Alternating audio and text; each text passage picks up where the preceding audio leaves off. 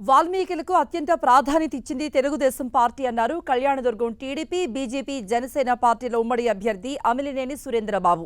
అనంతపురం జిల్లా కళ్యాణదుర్గం తెలుగుదేశం పార్టీ కార్యాలయం ప్రజా వేదిక వద్ద వాల్మీకి సోదరుల ఆత్మీయ సమావేశం జరిగింది. ఈ సమావేశానికి ముఖ్య అతిథిగా అమిలినేని సురేంద్రతో పాటు అనంతపురం పార్లమెంట్ ఎంపీ అభ్యర్థి అంబికా లక్ష్మీనారాయణ, కాలువ శ్రీనివాసులు పాల్గొన్నారు. వాల్మీకుల సమస్యల పరిష్కారానికి కృషి చేస్తారన్న అమిలినేని తనను గెలిపిస్తే వెనకబడిన నియోజకవర్గాన్ని అభివృద్ధి చేస్తా అంటూ హామీ ఇచ్చారు. బీటీపీ కాలువకు చంద్రబాబు భూమి పూజ చేస్తే వైసీపీ ప్రభుత్వం అధికారంలోకి వచ్చాక ఆ పనులు నిలిపివేసిందని ఆరోపించారాయన. రైతులకు పరిహారం ఇవ్వకుండా అన్యాయం చేశారన్నారు. కూటమి అధికారంలోకి వస్తే కాలువ పూర్తి చేసి నీరందిస్తామని సురేంద్ర చెప్పారు.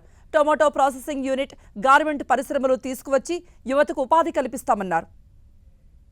నమ్మకం తెలుగుదేశం పార్టీ పైన, చంద్రబాబు నాయుడు గారి పార్టీ పైన ఉంచినందుకు నిజంగా వాళ్ళకంతా కృతజ్ఞతని, అలాగే నా మీద కూడా ఈ నమ్మకాన్ని మీరు కొనసాగిస్తున్నందుకు ఖచ్చితంగా మీ రుణం ఏదైతే మన కాలు శ్రీనివాసన్ గారు చెప్పారో మొదటి ప్రెస్ మీట్ లో మీకే అభినందనలు తెలపాలి, మీకే ఏ విధంగా ఖచ్చితంగా అది కూడా తెలియజేస్తున్నాం.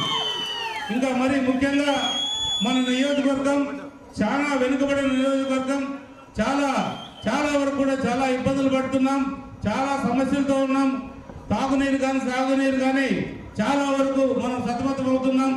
ఈ బీటీపీ ప్రాజెక్ట్ రావడానికి ముఖ్య కారకులైన మన కాలు శ్రీనివాస్ అన్న గారికి మీరందరూ ధన్యవాదాలు తెలియజేయాలి. ఎందుకంటే ఆయన మంత్రిగా ఉన్నప్పుడే మన చంద్రబాబు నాయుడు గారు ఈ కళ్యాణదుర్గం ప్రాంతానికి వచ్చి ఆశల్లో ఉన్నారు. ఖచ్చితంగా ప్రతి ఒక్కరు కూడా ఇప్పుడున్న వాల్మీకులందరూ, అక్క చెల్లెళ్ళందరూ కూడా నన్ను మీలో ఒకరుగా చూసుకుంటున్నారు. ఖచ్చితంగా ఎక్కడ పోయినా మీరు అందరూ కూడా ఆదరిస్తున్నారు. ఖచ్చితంగా మీ అభిమానాలను ఎప్పుడు కూడా నిలుపుకుంటాను. ఎందుకంటే ఈరోజు మనం ఈ కళ్యాణదుర్గం ప్రాంతంలో అత్యధిక జనాభా ఉన్న, అత్యధిక ఓటర్లు ఉన్న వాల్మీకి కులానికి చెందిన వాళ్ళు కాబట్టి నేను కూడా మీలో ఒకరుగా ఉండడానికి ప్రయత్నిస్తున్నా తప్ప మీకు ఏ కష్టం వచ్చినా, ఏ అవసరం వచ్చినా మీకు అందుబాటులో ఉండి మీ కష్టాలన్నీ కూడా నేను నెరవేర్చాలని తెలియజేస్తున్నాను. ఎప్పుడు అందుబాటులో ఉండడానికే ప్రయత్నిస్తా.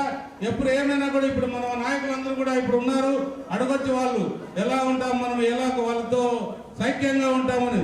ఖచ్చితంగా వాళ్ళందరూ కూడా వాళ్ళ ముందు ఏ అభిప్రాయంతో ఉన్నారో కానీ రంగయ్య గారు ప్రతి ఇంటికి వెళ్ళాడు.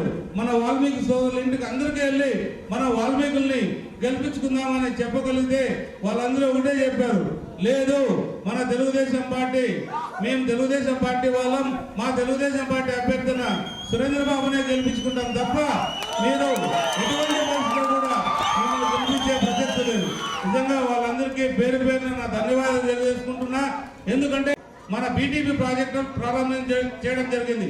మనకి ఉన్న 3 నెలల కాలంలోనే మనం 20 కిలోమీటర్ల వరకు కాలువ కూడా తవ్వడం జరిగింది. ఏమో ప్రభుత్వం మారింది. ప్రభుత్వం మారిపోయిన తర్వాత జగన్ రెడ్డి వచ్చాడు. ఆ జగన్ రెడ్డి వచ్చిన తర్వాత 1.5 సంవత్సరం అన్ని వర్కులు నిలబెట్టాడు. అన్ని వర్కులు అన్నిటితో పాటు ఈ వర్క్ నిలబెట్టాడు. మరి ఆ తర్వాత కూడా ప్రారంభం ఆగిపోగా రైతులకు నష్టపరిహారం ఇవ్వకపోగా ఈ రోజు వరకు కూడా ఆయన రైతులకు 6 నెలల క్రితం వచ్చి రైతులకు చెప్పాడు, నేను బీటీపీ ప్రాజెక్టుకి రైతులకు రావాల్సిన నష్టపరిహారం ఇచ్చి త్వరగా ప్రారంభిస్తాను. అలాగే కళ్యాణదుర్గం ప్రాంతానికి కూడా వచ్చి 4 నెలల క్రితం అదే చెప్పాడు. కానీ ఆయన ఏదీ చేయలేదు. ఈ మధ్య కాలంలో కొంతమంది రైతులకు మాత్రం వాళ్ళకి నష్టపరిహారం వచ్చింది. ఒకటి మాత్రం ఖచ్చితంగా చెప్పగలుగుతా, ఏది ఏమైనా సరే మనకి కాలు శ్రీనివాసన్ గారు భక్త నియోజకవర్గంలో ఉంటారు కాబట్టి ఆయన కూడా బీటీపీ ప్రాజెక్ట్ లో హక్కు ఉంది కాబట్టి చంద్రబాబు నాయుడు గారు కాళ్ళు పెట్టుకోవాలన్నా సరే 2.5 సంవత్సరాల్లో ఆ ప్రాజెక్ట్ ని పూర్తి చేసి మీ అందరికి కూడా సాగునీరు ఇచ్చి మీ అందరి చేత మాకి ఒక కళ నెరవేరిందనే అభిప్రాయం తెలియజేసే విధంగా కూడా పనిచేస్తానని తెలియజేస్తున్నా. అలాగే మన ప్రాంతాలకు వెళ్లే రోడ్లు, ముఖ్యంగా మండలం నుంచి గ్రామాలకు వెళ్లే రోడ్డు, ఏ రోడ్డు కూడా బాగలేదు. మన వాళ్ళు, ఆడవాళ్ళు, ముఖ్యంగా బాలింతలు, గర్భిణీ స్త్రీలు, అలాగే ముసలి వాళ్ళు, యువత ముఖ్యంగా బైకుల్లో స్పీడ్గా వెళ్తుంటారు. వాళ్ళు వెళ్లే రోడ్లు చాలా వరకు వాళ్ళ సమస్యలతో కొట్టుమిట్టాడుతున్నారు.